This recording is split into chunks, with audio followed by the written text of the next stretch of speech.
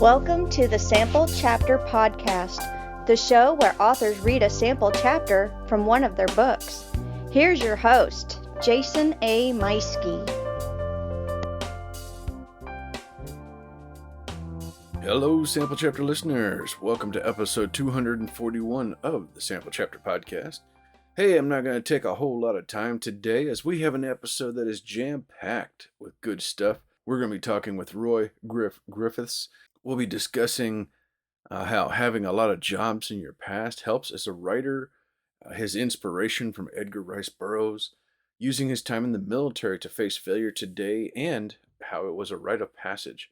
How going wherever his imagination takes his muse in writing, and learning the habit and discipline of getting up early to write.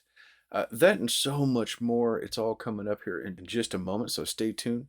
Real quick, though, I do want to thank all of you out there who sent me emails and social media messages, well wishes for my knee surgery that took place at the end of July.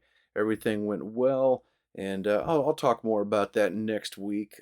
Just still at home recovering, and but suffice to say, I'm doing a lot better now. As always, don't forget to check the link in the bottom of the episode for our podcast friends like Pop Goes the Culture Network and the affiliate link for Writer's Block Coffee. Click those, and of course you can always reach out to the show through social media or just email me at samplechapterpodcast@gmail.com.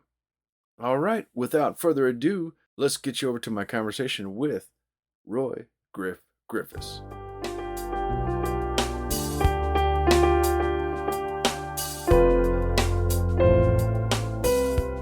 Hello, Sample Chapter listeners. Hey, this week I've got a fun interview ahead for you, and someone I cannot wait to introduce to you.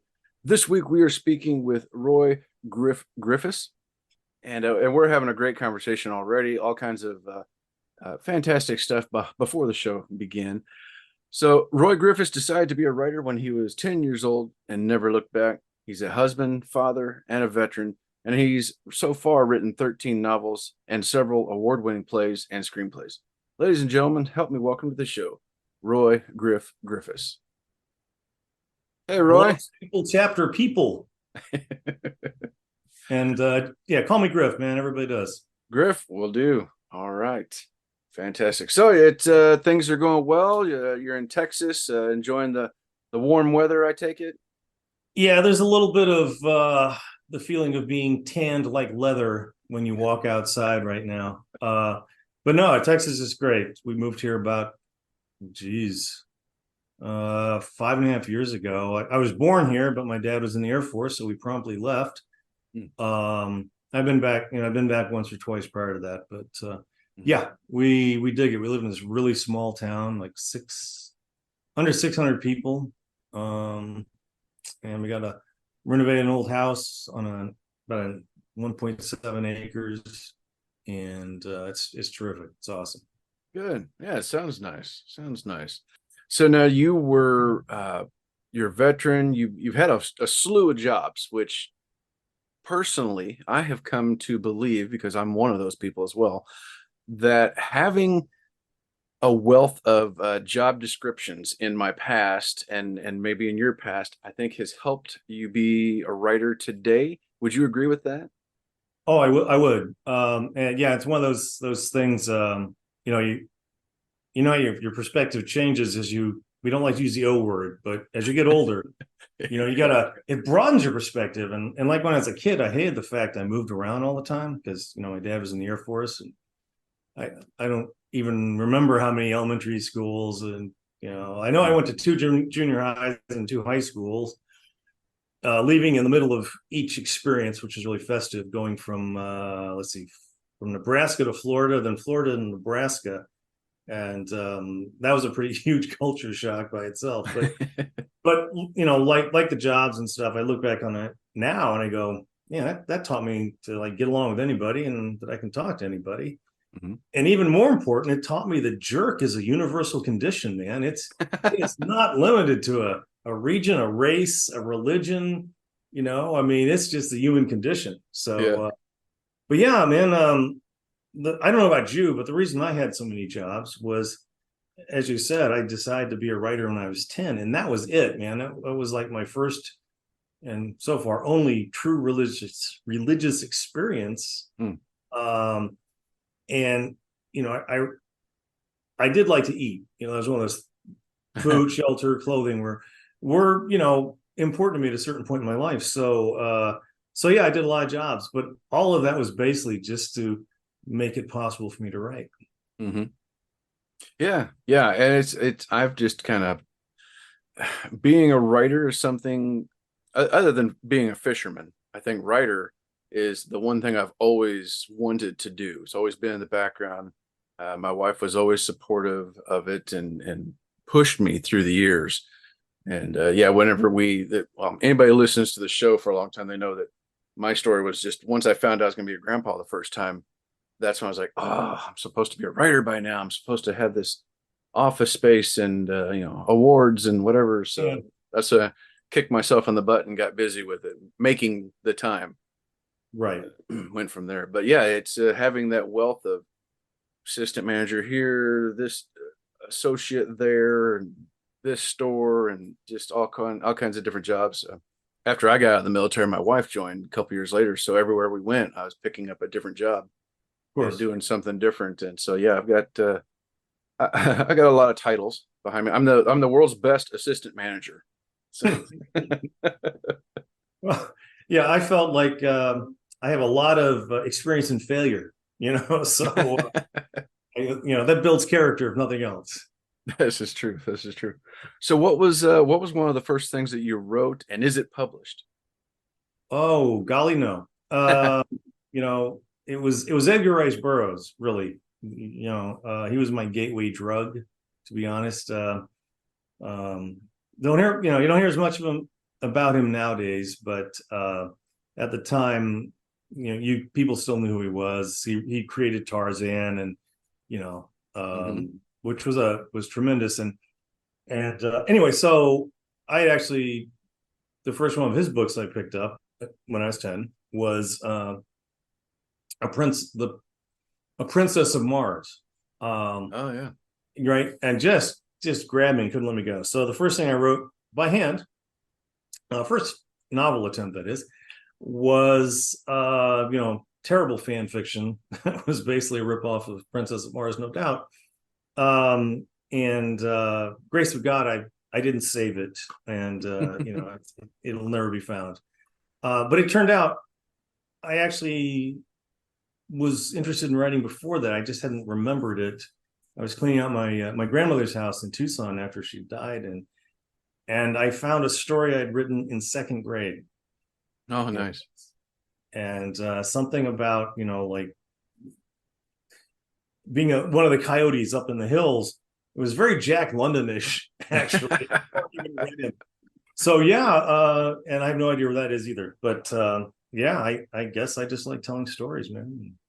And the first thing I got published wasn't until 25. So this was back in the day when you typed. For those of you who don't know what that is, you can see a picture of one on the internet. But you had to type it up yourself, and then you send it in the envelope to a magazine, and you have a smaller envelope inside, so they can send you the rejection slip. You're like paying the freight the whole way. Of here, let me give this to you. I'm going to pay for you to reject me. And I'd written this. To put this in context, I mean, one of my jokes is, and it's true, is the reason I don't have a writing career is I can't write the same thing all the time. Yeah.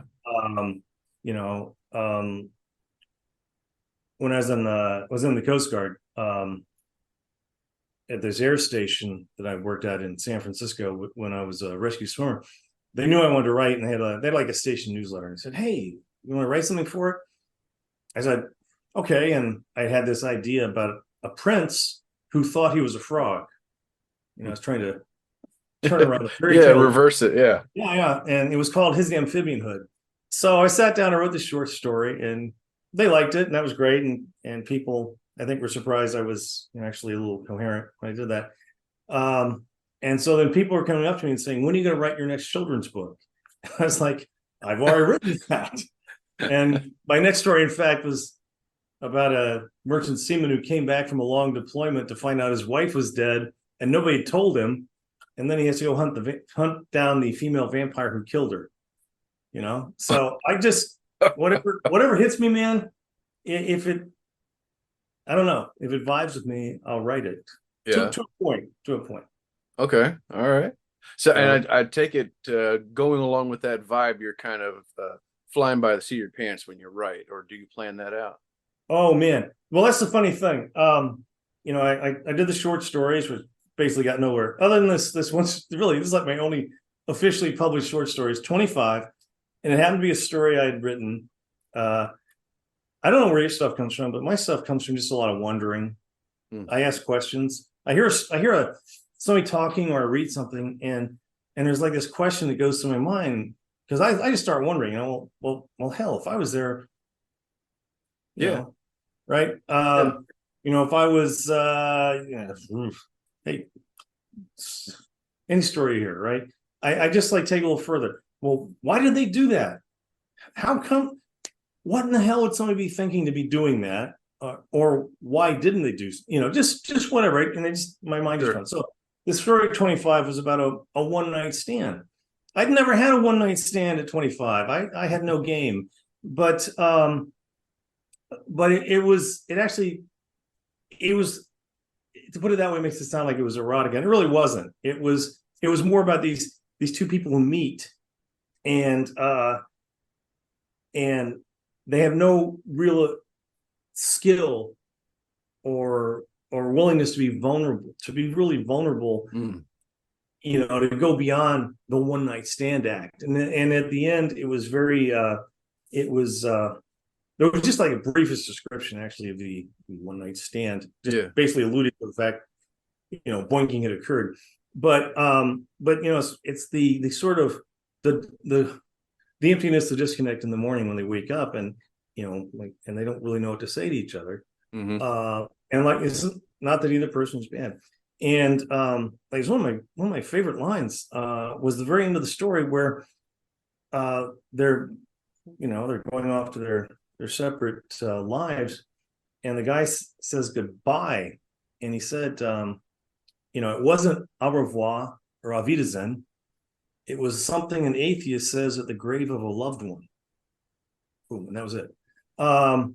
So that was my first published story at 25, and again, and who knows what I wrote after that? I can't remember. But so I did the short story thing, but I've always loved movies, and so I was in community theater and high school theater, so I wrote plays, and eventually, jumping into screenplays was sort of a natural progression.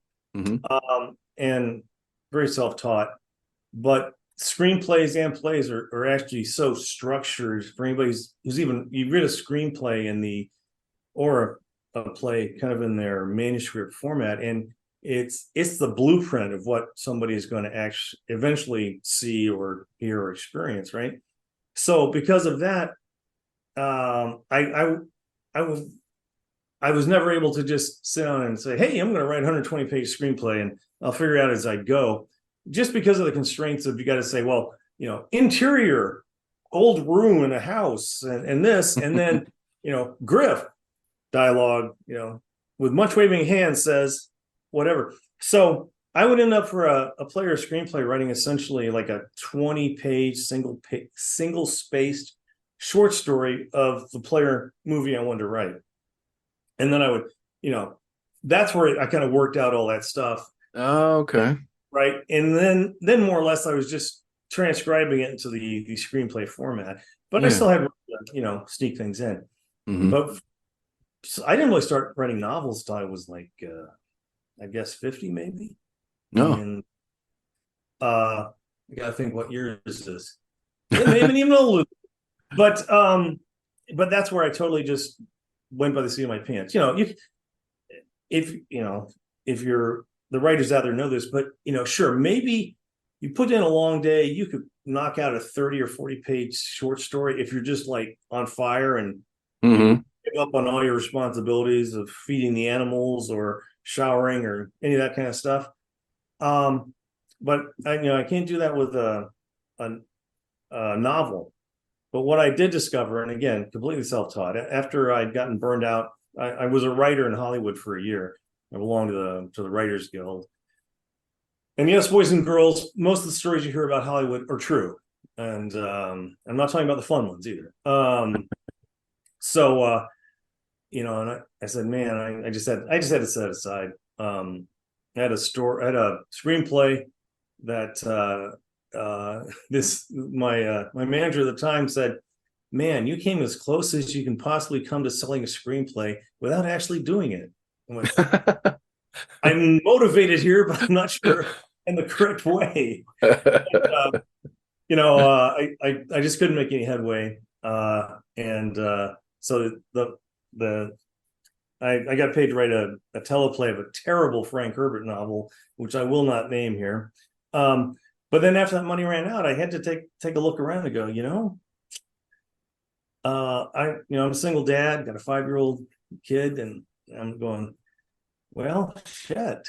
I gave it a good shot. One of the things, and I think you got to that realization later than I did. One of the things I had in my mind was that I would rather die knowing I tried, die wishing that I had tried. Yeah, try and fail. Okay, that seems, there's an honorable failure and there's kind of a craven.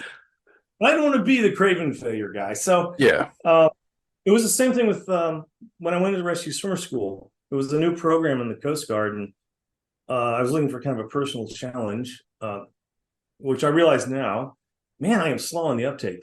I realize now that what I did 30 odd years ago, well, almost 30 years ago, was I was looking for a rite of passage, which we don't have a lot of in America these days. Maybe if I'd stayed in one place, I would have gotten the Boy Scouts and done that. But I needed something to sort of say, I'm a man, I'm an adult, I'm no longer a child, right?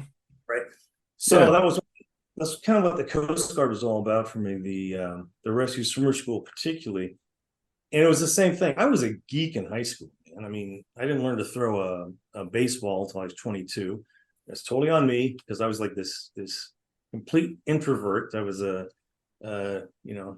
drama nerd in high school and all that.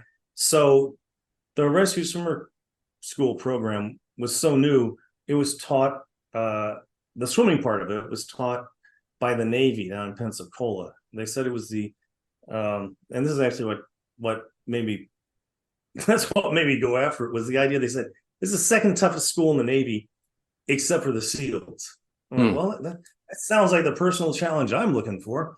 And it was kind of that thing. I thought, I would rather just try and fail than wish I.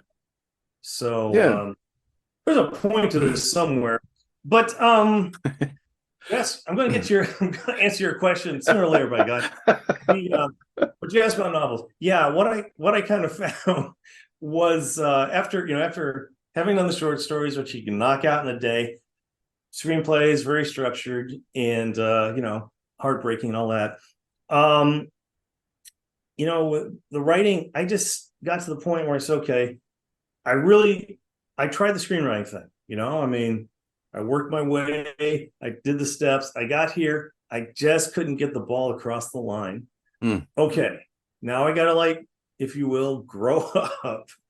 And so I just put the screenwriting aside, and I was a substitute teacher during the day, and I took some IT classes at night, and I got a real job at 40 finally.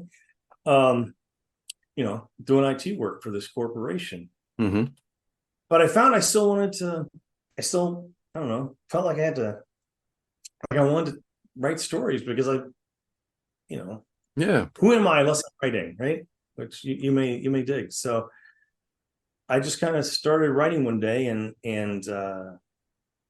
it started out as a short story, and then there was so much more it was telling me was there. I just kind of kept going, and what I discovered, and it's the same with any novel I write now, I've got to have, probably like you. I mean, I have all these weird ideas just floating around pretty much all the time. Mm-hmm. You know, something will spark me, or I'll say something funny, or you hear somebody misread something, and you go, "Okay, what's that about?" Here's one: Exactly. demon skin. My wife was reading. This was a misspelling in one of the college papers my wife was reading, and she said it aloud. And I said, that's where the demons, they rope and brand that's, the souls or something. And that's just the kind of thing. And I may never use that, but it's out there. And so I'll have all these ideas or these questions I've asked, my historical fiction, which we're not talking about today, but it's a good example. The beginning idea for that was from a story I heard when I was about 23 from an English woman. 23. This would have been back in the 70s. An English woman was working on a play with me, one of my early one acts, and we were shooting the breeze, and she was telling me about her grandfather who had fought in the trenches in World War One. And he had told her the worst thing about being in the trenches, and you can imagine there were a lot of bad things about being in the trenches, but he said for him, the worst thing was that was being stuck in the trench and listening to the wounded horses scream and not be able to do anything about it. Right. And that just stuck with me. And there's all the questions like, wow, what would you're there, what would you do? What was that like? How could somebody hear that and not want to do something? Well, and again, that was just out there in the giant Jungian collection of ideas floating around in my head. And then one day, 10 or 12 years later, I had another idea, or it was another question. So at age 50, those two ideas line up. I've got the trenches at the beginning, and I got this other idea as the ending. And it just went, ping, I've got a story. And that's become the way I write all my novels. If I have a beginning image and an ending image, I start at the beginning and I fight my way to the end. Okay. Right. Like my historical fiction, when I first conceived this, starts here, ends here, I thought one book. Well, that was actually the first novel I had written. And it turned into 6 books and 500,000 words. So, and again, since it was really my first novel, it was all that learning experience of, hey, characters are showing up. I needed my hero to have an assistant in this one scene. This is World War I England, and I said, okay, so here's a Batman, and I may be pronouncing it correctly, but it's sort of the valet, the whatever that officers would have to help them, look spiffy, and he just showed up. He was there. And then he just kept showing up. And, and for some people, this guy became their favorite character. And people would start talking, and they would have, it was really cool. And it sounds really self-indulgent to talk, to put it that way. But a lot of other writers have noticed is that the characters begin to take on lives of themselves. They do. Yeah. And I don't even know what kind of stuff you write, and here I am. Well, no, but that's amazing because I've experienced that myself. I've talked to lots of other authors who same thing. They'll create a character just to finish a scene, and then later on, well, I need that character to come back, and the next thing maybe by the end of that book or even book 2, they're like a main character in the storyline. They have a story themselves, they have things to tell, and then it's amazing. It's like, where did that come from? How did this happen? Yeah, it being in the middle of it, if you stop to think about it, and I try not to, it could get a little, it's kind of, in a way it's creepy, because it's like this person shows up, and then after a little while you're realizing he's got his whole backstory, all his motivations, his wounds or her wounds, and I don't know about you, man, but when I'm writing like that, and it's almost like I'm plugging back into another world. And that was kind of the beauty of what happened, because at the time I was driving 55 to 70 miles to work in California, getting up early to do that, and every other day I was going to go was picking up my son and stuff. So that really screwed my schedule around. I was discovering at the end of the day, I was wiped, man. I had no energy. And yet I had to like dig deep to be a dad to this great kid. Got to, right? But so I discovered my best bet was getting up early in the morning. It was just me, a cup of coffee, and the cat.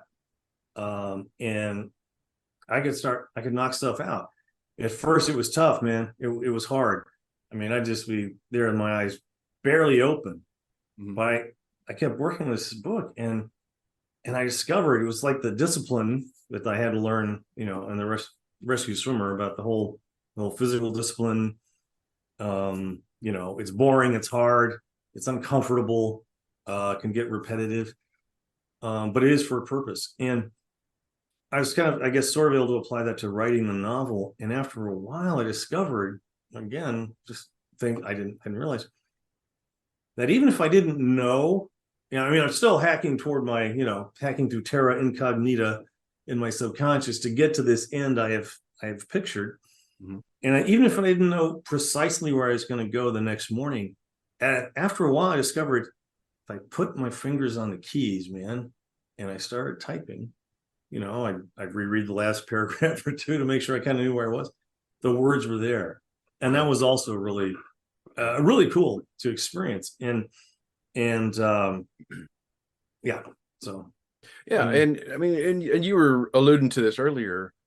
The same kind of thing for me was that, I spent years of, I'd get up in the morning and I'm either watching what was on the DVR for shows that I've been keeping track of and wanting to follow, or I'd be playing a video game, sometimes with the kids or sometimes on my own game, something that I was into. And once I had that revelation hit me, like, all right, I'm about to be a grandpa and I'm not doing the things I always wanted to do. I always thought, down the road, there's going to be time, there's going to be something. And I realized, you just don't know, because all of a sudden it could be 10 years down the road. You never know.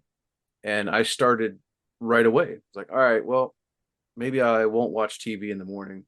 Maybe I'll stop playing games. And that's what I did. I stopped doing all that kind of stuff and started focusing on my writing and just trying it out and seeing what. And that's what I've done now for the last,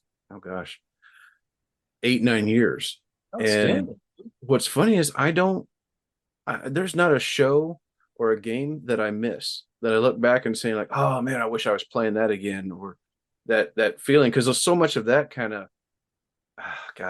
I enjoy playing games, but it's a hollow victory. It's like, I can't take that somewhere and go, look what grandpa did, I beat that level, but I can hold up a book and go, look what grandpa did, and this is going to be here forever. No lie.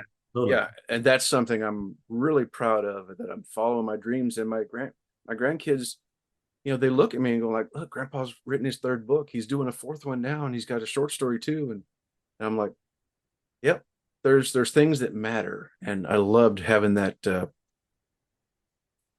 that dawning that kind of hit me of like, this is what's important to me. So not to take anything away from other people who want to get up and catch up on the DVR or play a video game or whatever. Hey, that's great. Go right ahead, dude. Whatever matters to them. Yeah, it's funny you talk about, you don't know about 10 years down the road. I was looking at what, like how long is 30 years, right? That's just a little over 10,000 days. Yeah. Man, I may want to do a little bit better with my days. But to go back to what you said about, showing your grandkids, I think it was also, that was kind of in the back of my mind is, maybe it's important I want to show my son, I think, the importance of pursuing a dream. Yeah. I feel really lucky since we're talking about this, and I hope you didn't have a script, man, because we're not on it. We're completely off script now. This is why I don't go to script. I want to get into stuff that we're passionate about. But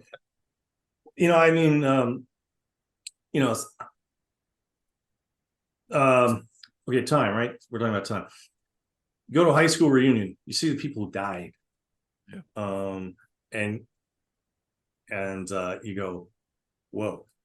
Or you look at some of the, your friends' life choices or whatever. And I just feel really fortunate that I've known since I was 10 years old what I wanted to do, and I went after it. With a lot of a lot of stepping on my dick, a lot of tripping, and like I said, I'm a master of learning from failure.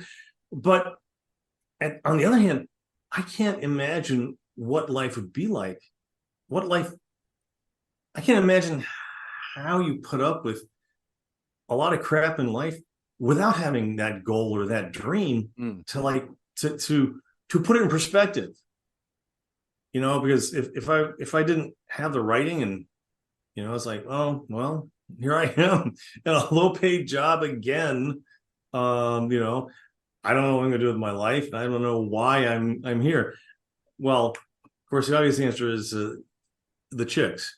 Sidebar, right? We do it for the chicks, basically. If it weren't for the chicks, you and we could live in a station wagon at the beach pretty happily, be a barista and surf in the morning.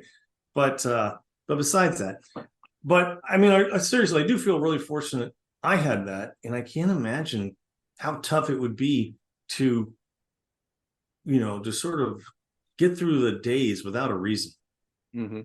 And I just feel blessed. Oh God, it's been frustrating, heartbreaking, and I mean, we can joke about failure, but that shit hurts. But at the same time, it having that dream gives me a reason to, say, yeah, okay, so I'll try something else. But by God, I'm still going for the same goal. Yeah. And I just I feel bad for some of my high school friends who I'm not sure how to say it. I don't think they had a life.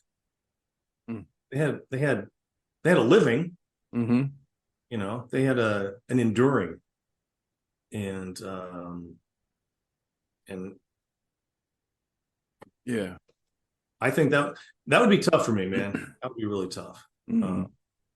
So yeah. So so with the dreams, following your dreams, we're both along those lines. How do you cope with stumbling along the way, or like whenever because you've got a lot of stuff that's traditionally published. So when you send it off and they're coming back going like, no, we don't want that, or or this isn't right for what we want. How do you cope with that, or does it even bother you? Not like you used to, and just to put this in context, grew up in a it's one of those weird stories. My dad was an alcoholic, not abusive, not mean, but it still changed him. And for a kid, that makes you weird. And then of course my mom was angry at him for drinking, and that added further. So I had that, and the whole introvert kid thing working against me, and trying to sort of figure that out. I ended up telling myself some lies that were not really useful to me. And one of those lies, which was one of the important ones, was I'd have hair like Clint Eastwood when I was this age. Well, clearly I was wrong. But the one that was, really destructive was, since I knew I had this dream, this goal, and I think I kind of expected that to complete me, fulfill me. It was going to be my, my salvation. And so I took that and I said, okay, this is my identity. This is my whole identity. It's all I got. I'm a writer. And there was this voice, and I don't know who put it there. I'm thinking I did. I don't want I can't pin this on my parents or anything. But there's this voice in my head that said, if you're not a success as a writer, you're nothing, and nobody's going to love you. Whoa. If you're not a success as a writer, you're not lovable. Boy, how good was that for relationships? Says the guy who's on his third marriage, right? And so I dragged that around with me a long time, far longer than I needed to, I'm sure. But really, it's really poisonous. And anyway, when I was about 28, somebody in the Coast Guard heard me bitching about something once, and they looked at me and they said, "Is your dad an alcoholic?" I went, "Whoa, where's this coming from?" And anyway, this guy, God love him, he suggested I go check out some 12-step programs, and that was kind of the beginning, that of it was part of the beginning. The real beginning was actually rescue swimmer school, because I was terrified. I'd never done anything like that in my life. And there's like guys around me who've been football players their whole life, and it was pretty freaky to be in a pool in the dark at night doing a drill where you're swimming around with your hands in the back of your trunks, and the instructors are leaping up from underwater to drag you down to test your ability to get free. And it was very freaky for scrawny old drama geek me to be hearing these football players screaming, "Get off!" But anyway, so I survived that, and that was really helpful, the rite of passage again, because it started to change my thinking in that I came out of that and I went, I may have been wrong about some of the things I believe about myself. I'm a lot tougher than I thought I was, not like in a badass way, but in an endurance way, an ability to sort of down and keep, falling forward, as we used to say on those long runs, or, just keep stroking. And that began to shift my perception. And then Al-Anon kind of took me further and helped me break free of that lie, and I was able to get to that point. And again, wasn't overnight. This is late 30s where it finally was starting to click with me, was that, I write because I love to write. I love to create stuff, and sometimes I astonish myself, and I'll read stuff and I'll say, I am not that smart. I do not know this much about human nature, but it's there on the page.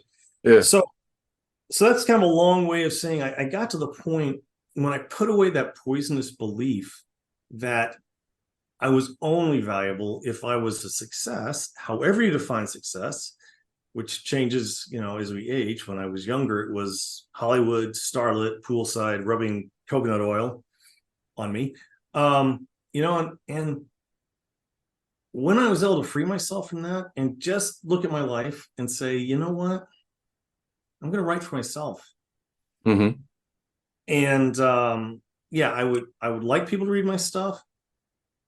And lately I've been unplugging from the idea of financial success too, because I realized I wrote for free for a long time. And with self-publishing, I can put it out there and maybe people want to read it, maybe they don't. But so yeah, it's disappointing when somebody turns you down, because I'll still enter the odd contest every now and then. And if I don't make it, that's annoying. Because I've read some of the winners, I'm like, oh man, that's crap. But I think just recognizing that at a certain point, I'm just going to write anyway. And I think also when I decided there's kind of an ethical obligation about what I write. Like I said, that first thing was not porn, but it's going to be this tough subject, and it got printed in the Erotic Fiction Quarterly, and it was the least erotic story in the whole damn book. But I mean, you're like me, you're a reader, right? We're talking about that. I realized at a certain point, once I was a father, that became really clear to me that I don't want to write garbage. It's fine to write light, entertaining, diverting stuff. Nothing wrong with that. People need something to take them out of, my life as a coal miner, right? But I went further and I said, I refuse to write something that is going to diminish somebody. If you've read books, I'm sure. You, like me, you probably read widely. I've read books that make me feel defiled. And James Elroy, if you know about him, he had a terrible childhood and it clearly affected him. But, his books revel in the ugly. They revel in, the debasement. Mm-hmm. And, or books that sort of really thrive on the pornography of the violence. Yeah. So I said, okay, I'm not going to write that. And I can't write literature. I read some. I had to read some literature. And a certain kind of, most of the stuff people were talking about, I said, these people are jerks, and a lot of the theme of those books was life is pointless and people are terrible, and why bother? Mm-hmm. And first, I don't want to waste my time on that. And second, it also seemed like a lie. It was.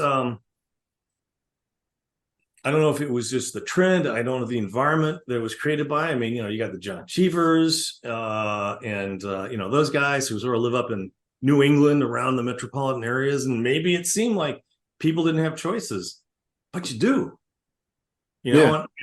And that's the thing that I think got me away from literature, because so much literature was, oh no, we're all victims of society, the man, the system, side normative patriarchy, whatever. Mm-hmm.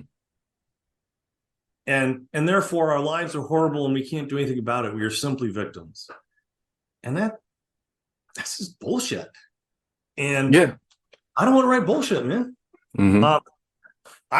The only times I'm going to write bullshit is when I'm writing bullshit to make fun. And that's that takes us right into Cthulhu Amalgamated. But like I said, when I freed myself of those things and recognize I'm just going to write, and I'm going to do the best I can. I'm going to write something that, if possible, will ennoble people. I'm not going to write things to diminish people or make them feel less than or hopeless. So, and if I can tell a good story along the way, which is always the goal, if I can make somebody laugh or gasp or cry or think a little, that's cool. But first, I'm going to try to tell a good story. A story that's engaging and actually, maybe take somebody on an emotional ride to a good place, not an emotional ride to, oh God, I'm going to go all Sylvia Plath and put my head in the oven sort of thing. So yeah. Well, and I like that. So it's you got that acceptance that, just like your own reading, it's like some of the stuff that you write will be for some people. It might not be somebody else's, and that's totally fine. So it's hopefully it finds somebody that does enjoy it and they have a laugh or they have a think, and maybe they want to seek you out next time. So it's the writing is, for me, some of it's just, well, what the hell can I come up with here? Mm-hmm. And where does this go? And so there we go. There you go. I think I answered the question. I'm not sure what the question was anymore. I think we got there. I answered something, whether you asked it or not. Yeah. So, so you were talking about you write kind of widely, which is cool. You're just following wherever the story is leading you. You have some historical books in your past, and then you have this other outrageous book that just the cover and the name caught me with the HR, and now you have looks like what was it? It's the monster from HR or something like that. Yeah, book one is The Thing from HR. Thing from HR, yeah. Right. Book two is The Auditors of Doom. And book three, I've got to look at the title here. It's The Break Room of 1,000 Nightmares. My son suggested that title because he'd read the first two books. Oh my gosh. And that's Cthulhu Amalgamated.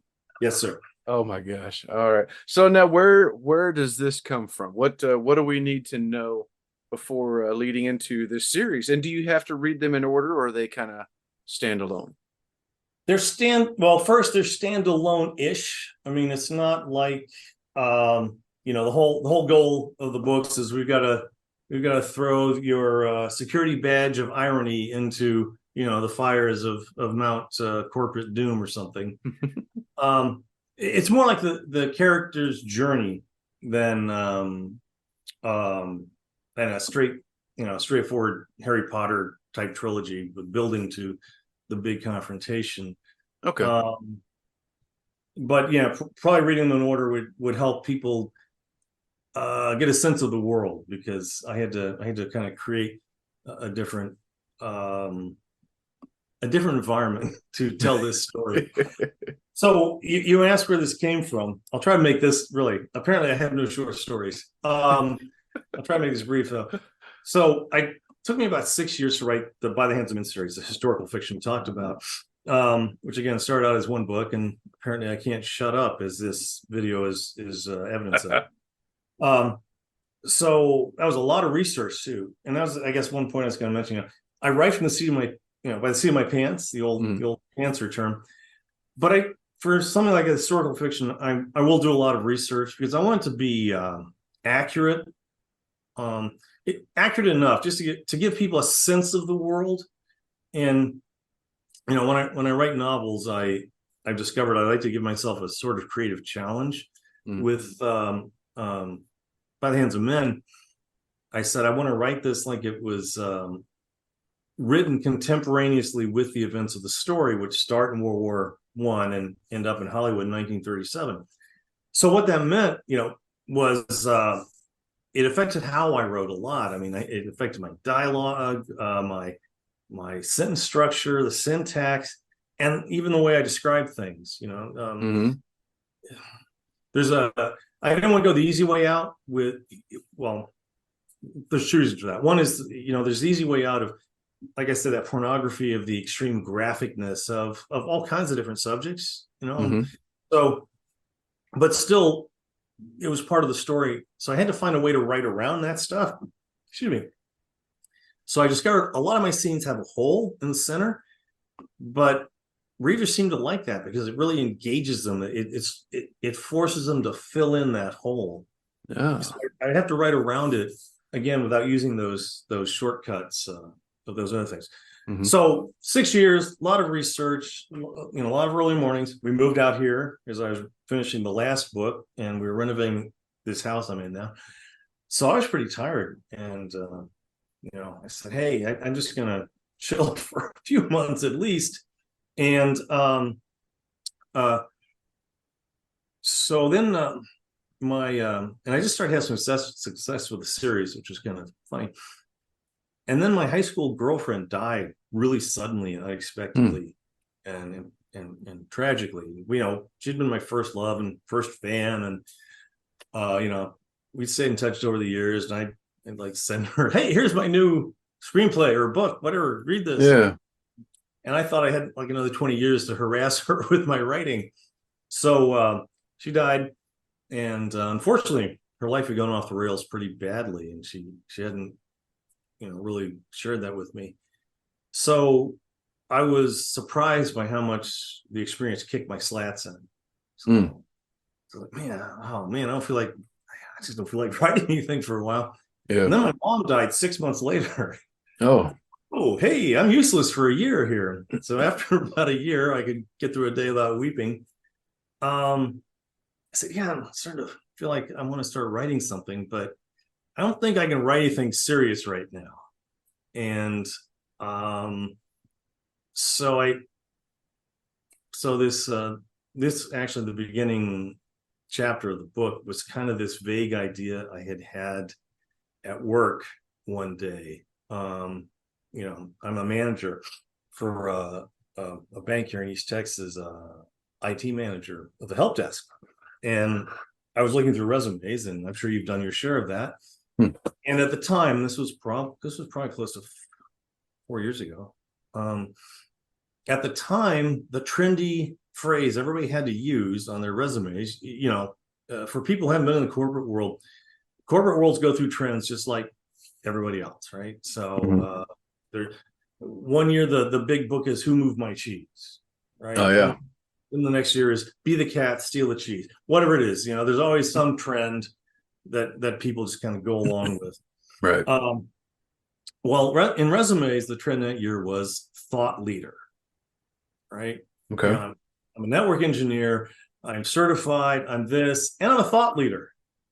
And you read that 50 or 60 times, and you start going, "Wow, what a fatuous title!" Everybody? Not everybody can be a thought leader. Yeah. Some of us thought followers. Anyway, and as my mind does sometimes, it just wandered, and I was thinking, what could be a more fatuous title than thought leader? And from out of nowhere comes this term to my mind, which was the blithering excrescence from beyond the stars. And I said, okay, where does this guy work? And then the obvious answer was he worked for the Cthulhu organization. It's clear. Yeah. Yeah, obviously. Yeah. I see it. Yeah. So I just sat down one day and wrote the opening chapter. And it again, it just all this stuff just kind of popped out. And I said, "Wow, this is kind of fun." Mm-hmm. And then when I decided I felt like writing again, I said, I need to write something fun. Wait, I've got this idea, and let me pull it over and look at it. Okay, and I'm going to write this really unusual story. And the creative challenge I put to myself was, if it makes me laugh, chuckle, lift an eyebrow wryly, I'm just going to throw it in there. I'm not going to edit myself. I'm just going to go for it. And if people don't like it, that's fine. Yeah. And so it became this, it became a lot more than I expected, but it became this thing out of water story, if you will. It's, yeah. And that's how I started. That's awesome. Yeah. Yeah. And obviously it was started out as a little bit of a satire of corporate life. Anybody who's worked in a corporation realizes at some point they become your personal hell. And, for all the good they may do, or they could do for you. I mean, a lot of mortgages got paid by working in corporations, but so it was a little bit of that. Then it just went out in some other directions as well. Okay. But that's turned into 3 books so far, which is interesting. Yeah. People liked my characters, and for you guys that are listening who want to be writers, and you haven't, you don't want to waste your time don't send your stuff to regular publishing, man. Just self-publish. It's not that hard. And I don't know, Jason, what you do, but one of the coolest things, Amazon's the devil in a lot of ways, but with self-publishing, one of the cool things that happened that might never happen was I'll get emails, from readers. Like the historical fiction one. I was getting emails from like 86-year-old lady who had worked in London in the swinging 60s for Dudley Moore and Peter Cook. Oh, wow. Like, I never heard that story. It was just a terrific little story. And then some other guy sends me tells me about how he was in the West Dutch Indies militia during World War II, fighting the Japanese. Anyway, that stuff is so. And I same kind of thing with Cthulhu Amalgamated. People would write reviews and tell me how much they enjoyed it, and that's really gratifying. It is. Yeah. I'm self-published as well right now. That's just, I'm having fun with that, and then do a anthology. Looks like we're going to be doing this annually, but with my local writing group. But so speaking of emailing you, reaching out to you, where can people find and follow you so that they can reach out to you? Okay. I should have this written down somewhere, but I don't. Well, my website is Roy M, as in Madison, so roymgriffis.com. I'm on Facebook at Roy M. Griffis Storyteller. I think it's at Storyteller Roy on Twitter. I try not to go there very much. Yeah, and those are three good places. All right, fantastic. And of course, everybody, we're going to have links for that in the show notes. That way, you don't have to search through and find them. Just scroll down to the bottom on wherever your podcast player of choice is, and you can click those links, and it'll take you right over, so that you can check out Roy's books and whatever strikes your fancy. Because Roy's got a wealth of books for you, whatever you're interested in. Roy, thank you so much for joining me, Griff. This has been a blast, and I've enjoyed this roller coaster ride with you. It's been emotional, it's been funny, and I'm having a good time, man. Well, I appreciate you taking the time, man. It's been fun, and maybe next time I get on, I'll talk to you about your books and your writing career. There you go. There you go. All right, folks. So don't forget, next time we're going to be back with Roy again, and we're going to be checking out his sample chapter from Cthulhu Amalgamated. Talk to you guys later. Thanks.